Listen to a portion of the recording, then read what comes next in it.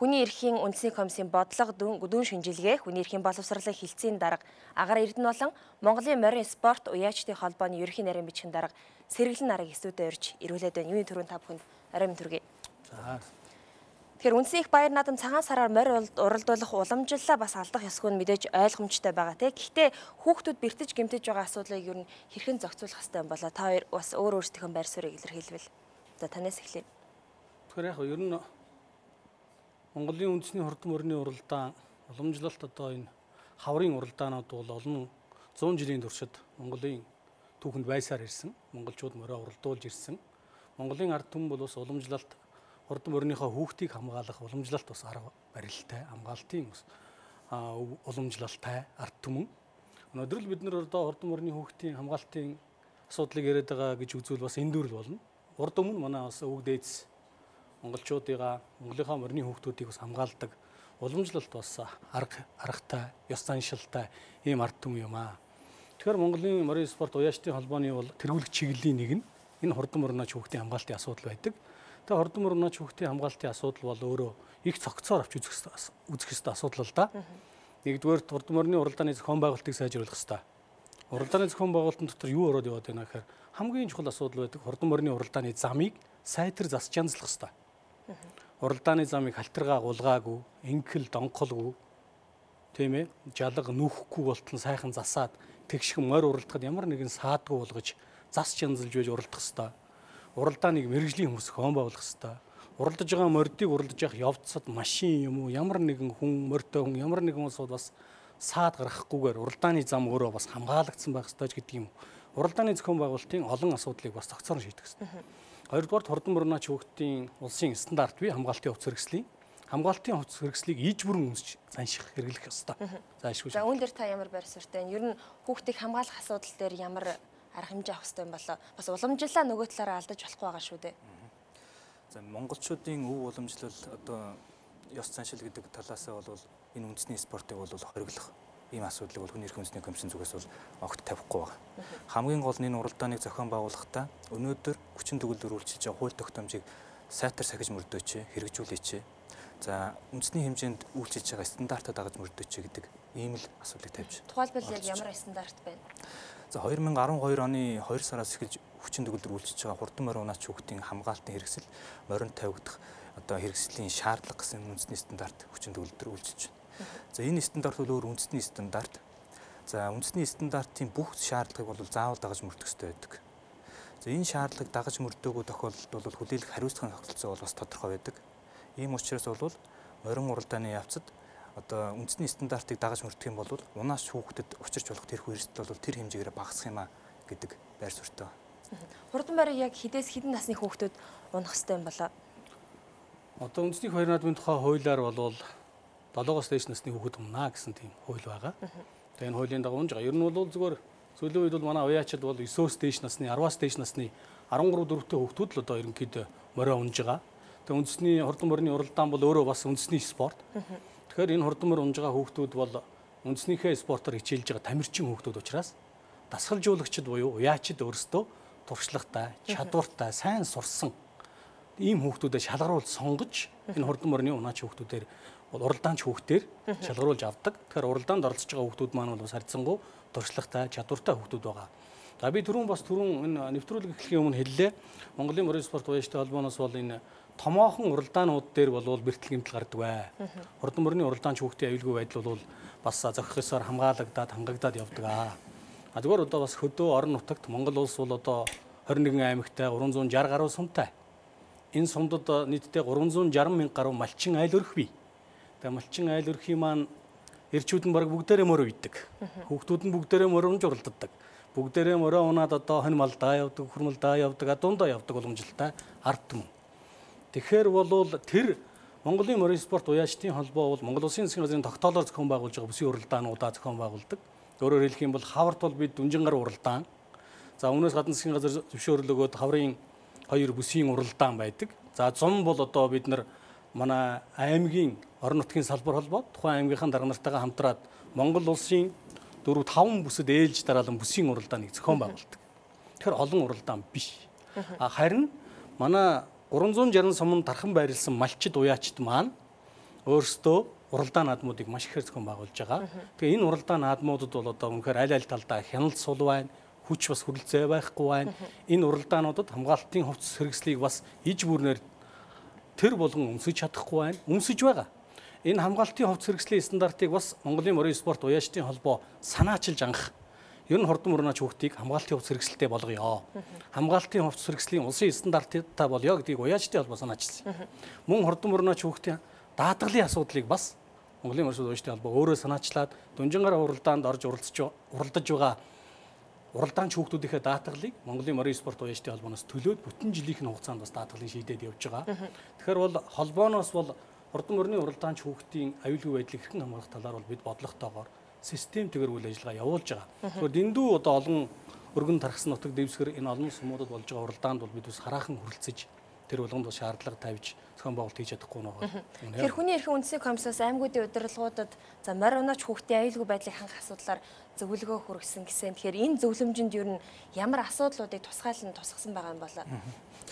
За тэгэхээр аймаг сумдын засаг дарга нарт бол хүний эрхийн үндэсний комиссийн даргаас бол зөвлөмж хэрэгүүлсэн 2 сарын 6-ны өдөр. За аймаг сумдын засаг дарга нар бол төрийн удирдлагыг тухайн орон нутагт одоо хэрэгжүүлдэг засаг төрийн төлөөлөгч болохын хувьд за Монгол улсын засаг зархаа нутаг дэвсгэрийн нэгж түүний удирдлагын тухай хууль заасны дагуу тодорхой бүрэн эрхийг хэрэгжүүлдэг. Тэгэхээр энэ бүрэн эрхийн хүрээнд бол юу гэж заасан байдаг вэ гэхээр аливаа аймаг сумдын засаг дарга өөрийн харьяалах нутаг дэвсгэртэй болвол нийтийн болон хүн амын эрүүл мэнд аюулгүй байдал аюул учруулж болох үс аливаа арга хэмжээ, биеийн тамир спортын арга хэмжээг бол хориглох тэр бүр эрх нь байдаг. За мөн хүүхдийн эрхийг хамгаалах тухай хуульд бол аймаг сумдын засаг дарга нар хүүхдийг аливаа эрсдэлт уралдаан тэмцээнээс одоо ангид байлгах ийм төрлийн уралдаан тэмцээн зохион байгуулах гэж байгаа тохиолдолд уралдаан тэмцээнийг бас хориглох эрх нь бол байдаг. Энэ үүднээс хүний эрхийн үндэсний комиссийн даргаас аймаг сумдын засаг дарга нарт өвлөлийн болон хаврын улиралд энэ ялангуяа одоо хүүхд морь унж уралдахад одоо эрсдэл учруулах үс зам талбай халтаргаатай байдаг, гулгаатай байдаг. Энэ нөхцөлд бол хүүхдэр морь унуулахгүй байгаа ч гэдэг зөвлөмжийг бол хөрвүүлсэн. За дээрэс нь үндэсний стандартад дагаж мөрдөөч гэдэг энэ хоёр асуудлыг тавьсан байна. Тэгэхээр өвлийн улиралд одоо морь уралдуулахдаа унаач хүүхдүүдийг маш нэмэгэн хувц өмсүүлээд ингэсэн мэдээлэл иргэдийн зүгээс бидэнд ирсэн байгаа юм да. За тухайлх юм бол Хөвсгөл аймаг жижиг хэмжээний морь уралдаан болоход за тэр үед уралдаж байсан хүүхдүүд бол маш нэмэгэн хувцтай байна гэсэн сумын одоо иргэдийн гомдол санал манай телевизэд ирсэн байгаа юм. Тэгэхээр ер нь энэ хувц хэрэглэлийн хувьд таны хэлснээр шүү дээ те бас том хэмжээний уралдаанууд дээр яг одоо баримталдаг боловч жижиг хэмжээний уралдаан дээр хяналт маш сул байна гэж яригадаад байна. Үүн дээр ямар нэг хяналт тавих боломж юу нэр байна? Тэгэхээр ер нь бол энэ үндэсний стандартыг хэрэгжүүлэх үүрэгтэй түүнд хяналт тавих тэр үүрэгтэй албан тушаалтнуудын үйл ажиллагаа хангалтгүй байгаас үуч өнөөдөр хүүхдэд ийм эрсдэл учирч байгаа. За өвлийн уралдаан бол өөрөө хүүхдэд маш халтай, за маш хүйтэнд болдог ийм уралдаан байдаг учраас өвлийн улиралд хүүхдийг морин урнуулах тохиолдолд зайлшгүй дулаан хувцлах, за мөн тэр стандарт заасан шаардлага хангасан хувцсыг бол өмсөх ёстой байдаг. За зарим хүмүүс бол өвлийн улиралд хүүхдэд дулаан хувцс өмсүүлснээс болоод тэр стандартын малгай одоо хамгаалтын хэрэгслийг өмсөх боломжгүй байдгаа гэсэн ийм тайлбар хэлдэг л дээ. Тэгэхээр яг энэ үндэсний стандарт юу гэж заасан байдаг вэ гэхээр тэр стандартыг бол бүх төрлийн уралдаан, тэр дундаа үсэргээ сунгаа, тэр морин уралдааны сургууль бэлтгэлийн явц ч гэсэн заавал хангаж ажиллах ёстой. За ингэж хангаж ажиллахдаа өвлийн улиралд уралдуулах тохиолдолд тэр хамгаалтын малгайг өмсгөх, дээрс нь одоо цээжвчиг өмсгөхдөө гадуур нь тэрний гадуур өвлийн бас дулаан хувцсыг өмсгөж болох тэр зохицуултыг хийж өгсөн байдаг. Тийм учраас бол ямар ч тохиолдолд стандартаа хангана, дээрс нь хүүхдэд дулаан уралдуулах ёстой. Үүн дээр таны хувьд тийм энэ дээр би нэг зүйл хэлье. Манайхан бас хэлж занших хэлэлцээний бас асуудал байгаа юм. Өвлийн улиралд бол Монгол улсад ерөөсөн морины уралдаан зохион байгуулдаг. Бид хаврын улиралд буюу цагаан сар болоо тийм ээ шинийн нэгнээс хойш уралдаан наадмуудыг зохион байгуулдаг. Монголын морин спорт уяачдын холбоо сүүлийн жилүүдэд бол дандаа 3 сар гарч уралдаан наадмуудаа зохион байгуулж ирсэн. За энэ жил цагаан сар нэлээ эрт. Энэ жил их сайхан дулаахан жил. Өнтөө жил.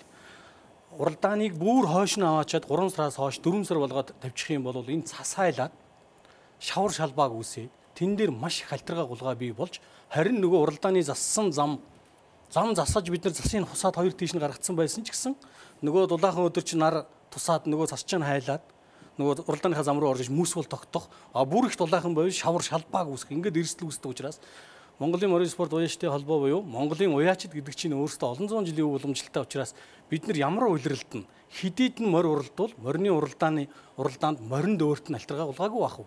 Хүүхдэд ямар байх вэ гэдгийг харж үзэж байж бид нар өдөр сараа сонгодог юм аа. Дээрээс нь бид нар бас лам харнараасаа хүртэл асууж байж тухайн өдөр байгаль хангаа ивэл нь ямар байна вэ? Морь хүүхдэд ямар байна вэ? Өдрийг маш нарийн уламжлалаар сонгож байж бид нар энийг ингэдэг юм аа. Дээр нь энэ 2 сарын 23-ны өдрийг сонгохдоо бид нар бас ус цагуурын албаны газруудаас бас олон жилийн дунджийн дулаар л тэр цаг агаарын хүүтний бас мэдээг авч байж бүх юмыг мэдж урьдчил төлөвлөж бүх юм сонгож байж бид нар энэ цаг хугацааг сонгодог юм шүү гэдгийг бас. Тэр Морин спорт уяачдын холбооны зүгээс жижиг одоо сумдын ч юм уу те аймгийн жижиг сумдууд өөрийн гэсэн бас уралдааны зохион байгуулдаг. Үүн дээр ер нь хэр зэрэг хяналт тавьж байна. Хяналт тавих боломж ер нь хэр вэ? Тийм Монголын Морин спорт уяачдын холбоо бол Монгол Улсын аймаг сумдад салбар холбоотой байгууллага л да. Манай холбоо бол төрийн бас байгууллага. Монголын уяачид эвлэлдэн нэгдсэн ийм байгууллага. Тэгэхээр бид нар бол өөрийнхөө чадлынхаа хэмжээнд салбар холбоод өөрөг чиглэлээ өгсөн. Дөнгөж өчигдөрхөн гэтэл одоо Монголын Морин спорт уяачдын холбооноос болол аймаг сумдынхаа салбаруудад зөвшөөрлгүй жижиг уралдааныг зогсоох чиглэл өгчихсэн байгаа. Зогсоо. Хэрвээ уралдаан наадам хийх юм бол аймаг сумынхаа засаг даргаас зөвшөөрөл аваад аймаг сумдандаа байгаа Монголын Морин спорт уяачдынхаа холбоонд мэдэгдээд морины комисс ажиллаад, хүүхдийн байгууллага ажиллаад, цагдаа ажиллаад, замаа засаад, хамгаалтын хувьц хэрэгслийн өмсүүлээд уралдааныхаа замыг урьдчилж комисс явж үзээд энэ зам дээр уралдаж болох юм байна гэдэг дээр нэг зүйл асуумаар байна л да. Бидэнд бас цаг байгаа учраас морь унаач хүүхдүүдийн хамгаалтын хувьц хэрэглийн яг стандартыг мөрдөж ажиллаж байгаа. Ер нь яг стандарт гэж яг юуг нь хэлээд байгаа юм бэ? Үүн дээр бас тодорхой тайлбар өгвөл. Стандарт гэдэг бол өөрөө одоо энэ төрлийн стандарт бол нийтийн одоо эрүүл мэнд аюулгүй байдлыг хангахад чиглэгдсэн юм стандарт. Тэгээ энэ стандартын дагуу бол хүүхдийн өмсөх ёстой малгай, нүдний шил, цээжвч, өвдөвч, тохойвч, моринд байх ёстой тэр имэйл, хазаар, ташуур нь ямар байх вэ гэдэг бүгдийг тогтоож өгсөн байдаг. Захаас наваад ярих юм бол хүүхд тэр өндөр дээрээс морь унаж явах явцдаа унсан тохиолдолд тэр малгайтай хүүхдийн одоо цохилтын хүч нь ямар байх вэ?